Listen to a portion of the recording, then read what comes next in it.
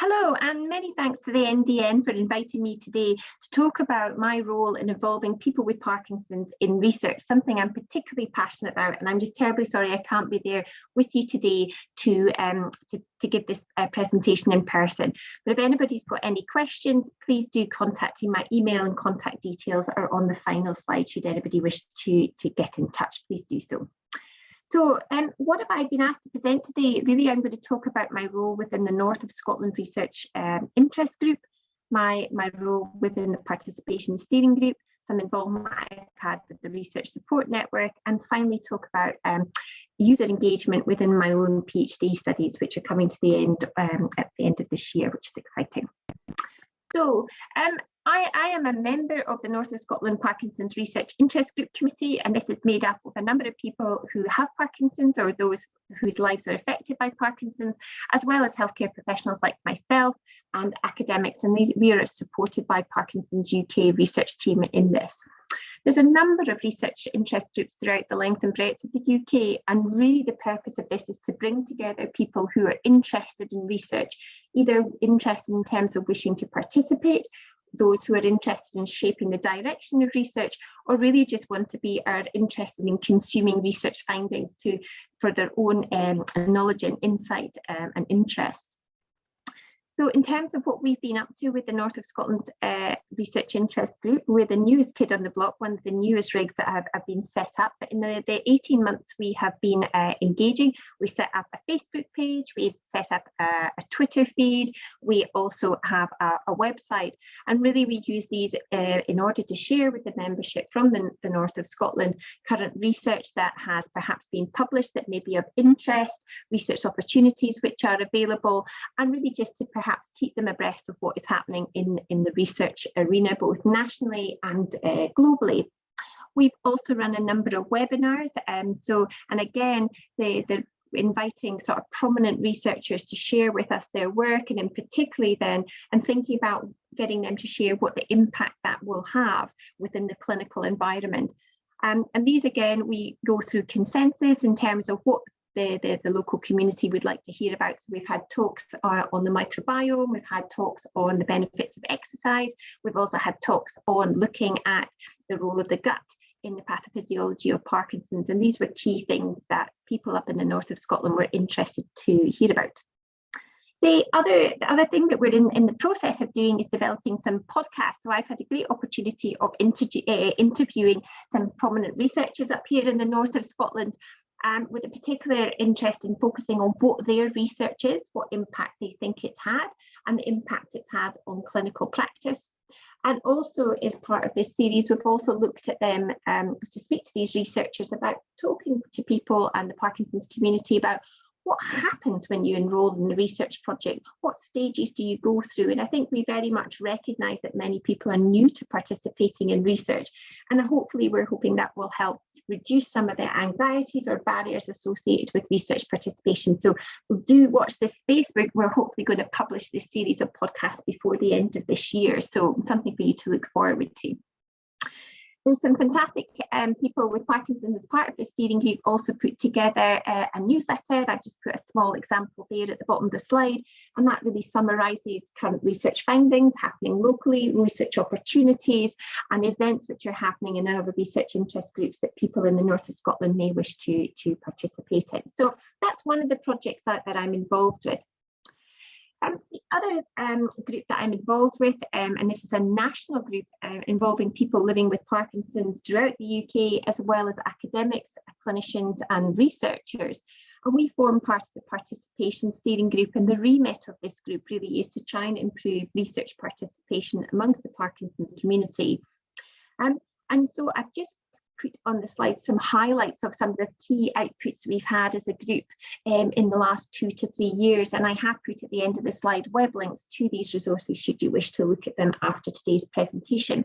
So very simply, we put together a leaflet which gives an introduction to taking part in research, and really therefore just provides a resource of what are the common steps that occur when one signs up to a research project, really to make sure that we're managing people's expectation and allowing people to make informed decisions right from the get-go of being involved in research.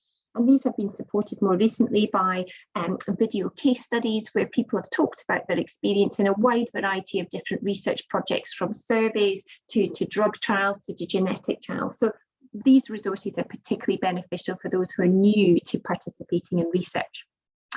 What has guided the steering group committee's work is thinking about what are the barriers to research, and one key barrier to participation is knowing what research projects are out there that one might be eligible for or that they would like to participate in.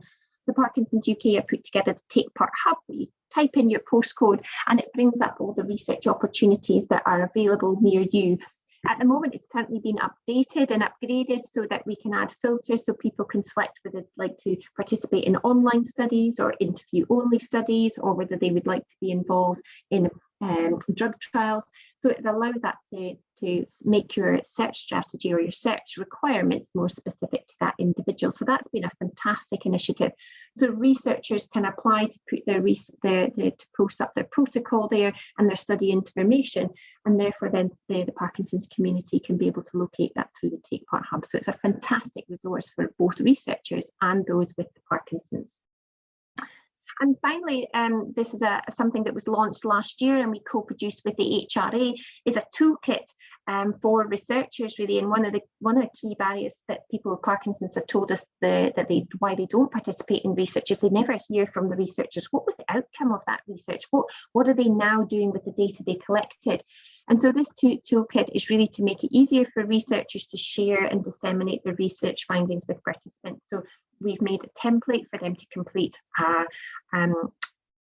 a template for a letter or a newsletter or an update. There's guidance on putting together a blog or a webinar. So all those resources are there to support researchers and save them having to develop that from first principles. And again, that was co-produced with people living with Parkinson's as well as with the HRA, which is fantastic. Finally, something I'm involved with is the Research Support Network, and they produce a regular magazine called Progress, which again summarises research that is currently being produced and disseminated within the research forum.